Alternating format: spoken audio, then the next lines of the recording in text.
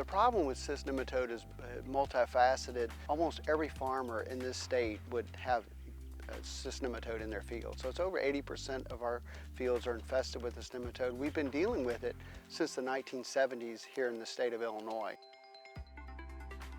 So wherever you grow soybeans really in this country, you can find soybean cyst nematode. So it's well established and well adapted to the crop. One of the things that happened in the 1970s and in the 1980s was the breeders at the universities started developing a lot of resistant varieties. And it's really a big success story in the management of soybean cyst nematode.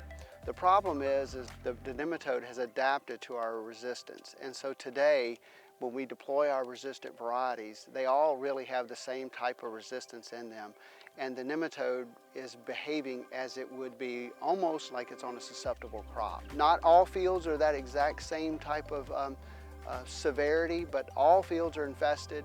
All fields, for the most part, now have this type, or this HG type that can reproduce on the resistant varieties. And now we're in the stage where the nematode is just continually building higher and higher numbers in our fields. The most important management tool really has been weakened.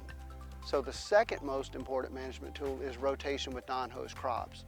But if you did multiple years of corn, you get a decline on the effectiveness of that as depleting your cyst populations.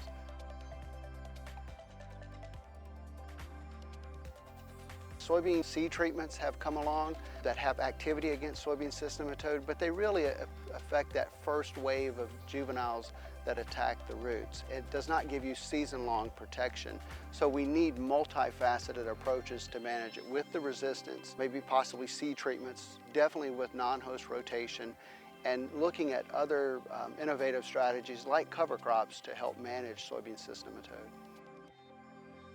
Cover crops play an important or a potential important factor in production, not just in southern Illinois, but across the Midwest and throughout the Corn Belt. And cover crops isn't something that is like a new nitrogen fertilizer or revolutionary type thing like hybrid seed corn, but we can get a lot of small wins with the cover crop, and putting those things together in that package and understanding that better, it helps to explain and to help farmers place that and integrate that into their operation, because we can get a lot of benefit out of this, but it comes in several small wins depending on how we're using it and the conditions that we're operating in. ISA provides the funding to help us explore these opportunities further in order to help with not only soybean cyst nematode, but perhaps other diseases on the horizon, one being white mold or anything else going forward. We kind of look at this organism, sometimes we think of it kind of uniform. All the populations are going to behave the same, and if it works in this field, it'll work in the other. And so having cover crop locations across the state is going to give us more insight to how these different isolates of this soybean cyst nematode that were probably introduced at different times, and so that'll give us more insight to how cover crops and different cover crop strategies will impact the greater SCN population that we have in the state of Illinois. I would hope that we could fine-tune some of the knowledge a little bit about the species-specific impact on the cyst nematode by the cover crops.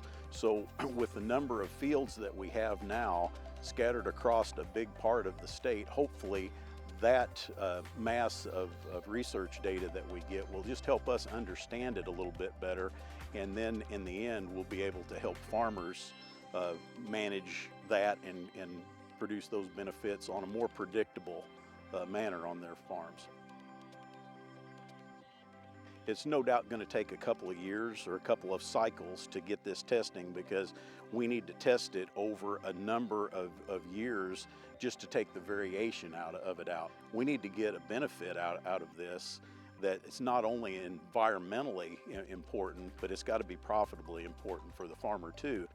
Certainly the USDA and our federal agencies are concerned about crop production, but that's one of the neat things about the checkoff is that at a national level, through the United Soybean Board, they can address things that are important for many states, but then at the state level, checkoff organizations like the Illinois Soybean Association can address things that are important much quicker and much more local than maybe something that can be done at a federal level.